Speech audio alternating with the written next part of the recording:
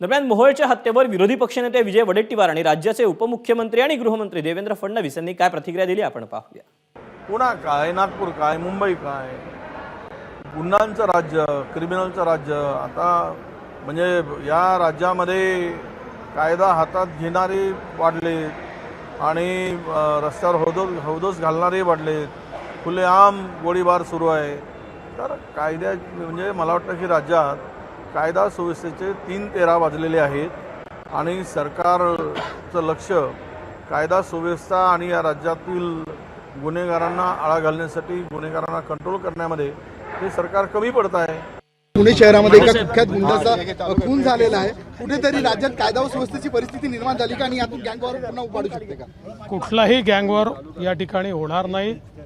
कुख्यात गुंड्याची हत्या त्यांच्याच साथीदाराने त्या ठिकाणी केलेली आहे आणि कुख्यात गुंड कोणी असो त्याचा बंदोबस्तच या शासनामध्ये केला जातो।